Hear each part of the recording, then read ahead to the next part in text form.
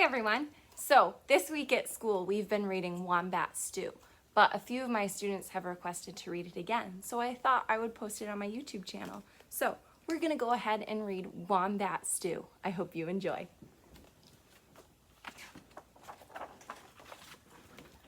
One day, on the banks of a billabong, a very clever dingo caught a wombat.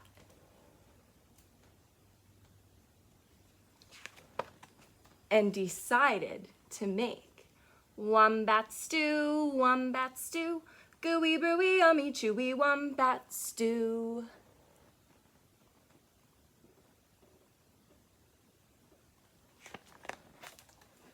Platypus came ambling up the bank.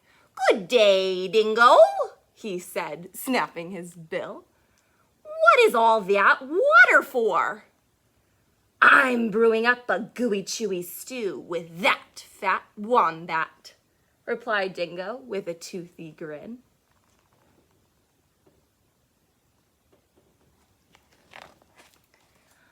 "If you ask me," said Platypus, "the best thing for a gooey stew is mud.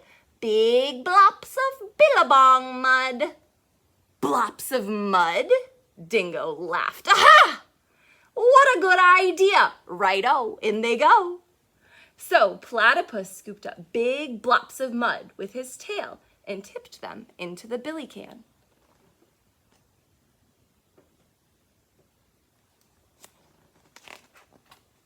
Around the bubbling billy, Dingo danced and sang. "Wombat stew, gooey, brewy, yummy, chewy wombat stew."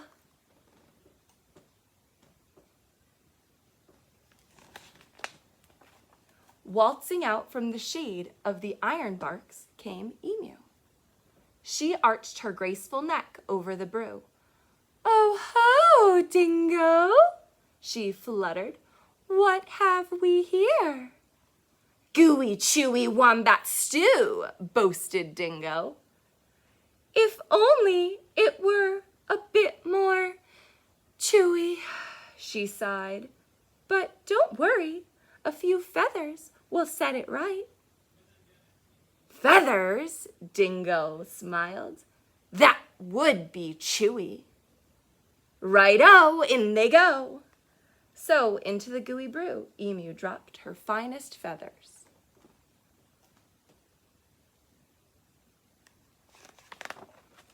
Around and around the bubbling billy, Dingo danced and sang. "Wombat stew, crunchy munchy for my lunchy wombat stew."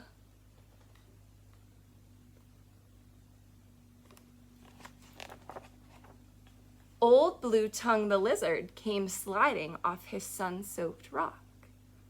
"Silly Dingo," he hissed. "There are no flies in this stew. Can't be wombat stew without crunchy flies in it." And he stuck out his bright blue tongue. "There's a lot to be said for flies," agreed Dingo, rubbing his paws together. Righto, in they go. So Lizard snapped 100 flies from the air with his long tongue and flipped them into the gooey, chewy stew.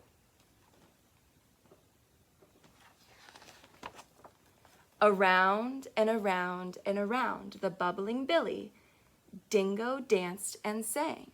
"Wombat stew, crunchy munchy for my lunchy wombat stew." My favorite page is coming up.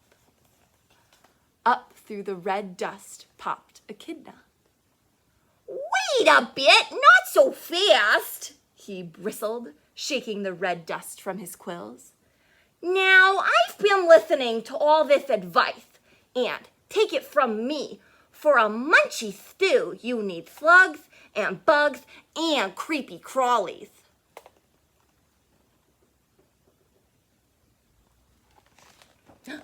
My favorite page is here. Dingo wagged his tail. "Why, I should have thought of that. Righto, in they go."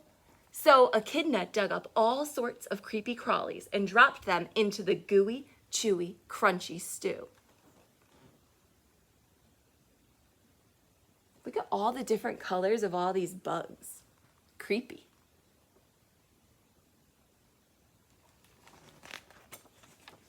The very clever dingo stirred and stirred, all while singing, "Wombat stew, wombat stew, hot and spicy, oh so nicey, wombat stew."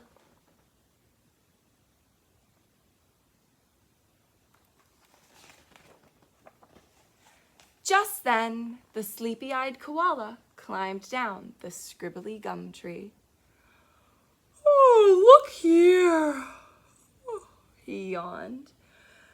"Any bush cook knows. Oh, you can't make a spicy stew without gum nuts." Oh. "Leave it to a koala to think of gum nuts." Dingo laughed and licked his whiskers. "Right-o, in they go." And into the gooey, chewy, crunchy, munchy stew, koala shook lots and lots of gum nuts.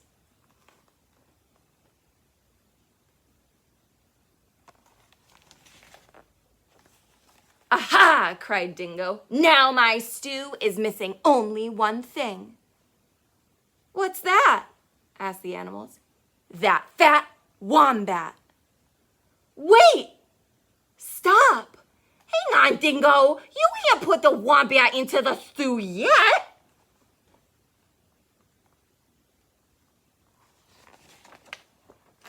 "Why not?" "You haven't tasted it." "Righto, I'll taste it." And that very clever Dingo bent over the billy and took a great big slurp of stew. "I'm poisoned!" he howled. "You've all tricked me!"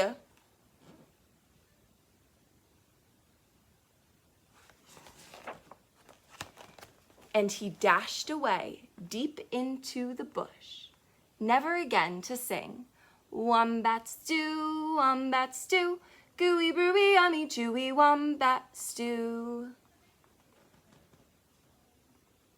I hope you enjoyed this story, and I hope you sang along. Can't wait to see you again soon.